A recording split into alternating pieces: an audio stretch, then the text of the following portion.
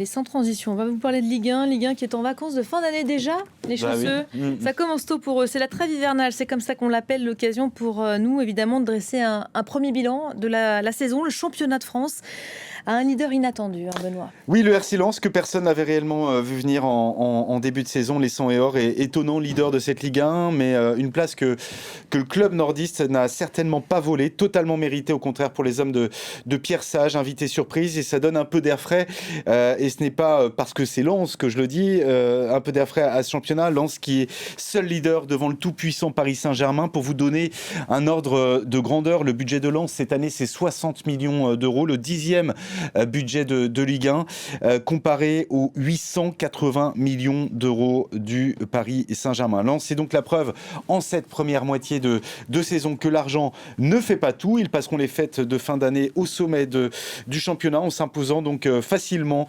à Bollaert face à Nice. Les Lensois qui ont été portés par un doublé Dodson-Edouard. Ils ont repris donc cette première place au PSG qui était provisoirement passé en tête samedi après son succès étriqué à Metz. On va les écouter, ces Lensois, en zone mixte. Une chose est certaine, c'est qu'on fêtera Noël avec la première place, et ça c'est une belle chose pour les familles et pour tous les gens de la région, et on est très content de leur ramener ça. C'était le challenge encore pour ce soir, de gagner pour garder cette première place et passer les fêtes leader. C'est sûr que c'est pas rien. C'est notre challenge actuel. Maintenant qu'on a pris la place de leader, on veut pousser ça le plus loin possible. Et c'est un challenge qui j'espère, va nous emmener le plus loin possible. On est content. On est content, bien sûr, parce que c'est la récompense de notre travail qu'on fait depuis le début de saison.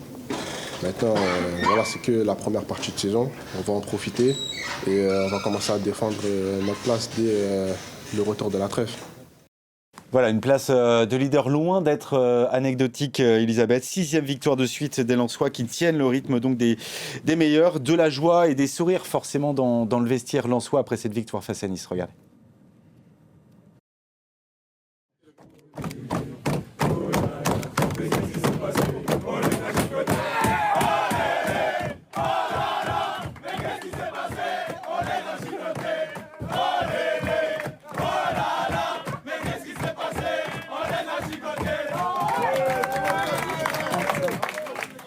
On les a quoi, Benoît ? Chicoté. Chicoté, du verbe chicoter, bien sûr.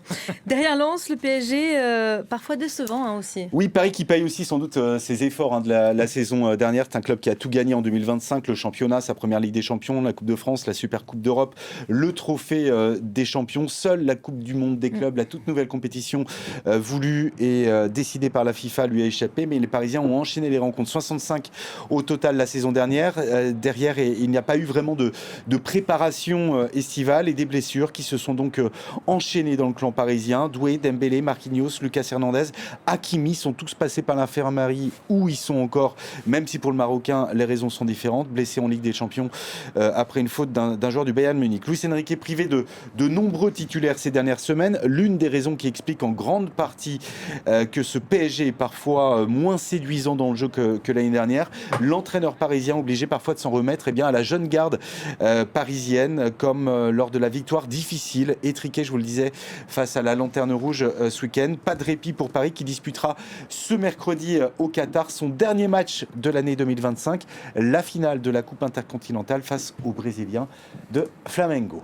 Et Marseille sur le podium de cette première moitié de saison. Oui, Marseille qui s'est imposé sur le plus petit des scores hier soir en clôture de la 16e journée. C'était face à Monaco, 1-0 avec un but de l'inévitable Mason Greenwood, sans doute le meilleur joueur de cette Ligue 1 en ce moment. L'OM, souvent fébrile cette saison, particulièrement en fin de match, s'accroche à ce podium. Le club phocéen à 5 points de la tête du championnat, mais qui a laissé échapper des points à Toulouse, à Angers ou encore face à Lyon. Malgré tout, l'OM reste dans la course au titre. Et en Ligue des Champions, après la victoire sur la pelouse de l'Union Saint-Gilloise la semaine dernière, les Marseillais peuvent espérer se qualifier pour les barrages.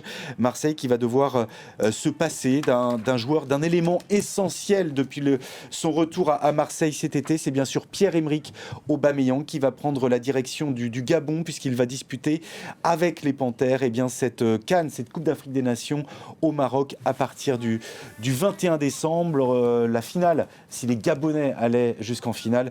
Ce serait jusqu'au 18 janvier que les Marseillais devraient se priver de Pierre-Emerick Aubameyang.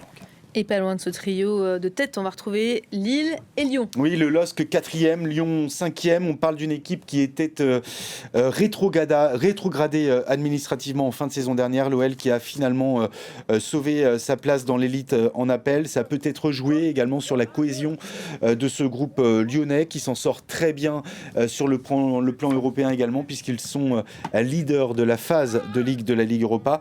Lyon, dont la situation financière, je vous le rappelle, était catastrophique en fin de saison dernière, il y a encore quelques mois, mais qui n'est plus interdit de recrutement pour ce mercato hivernal, même si le contrôle de sa masse salariale est strictement encadré.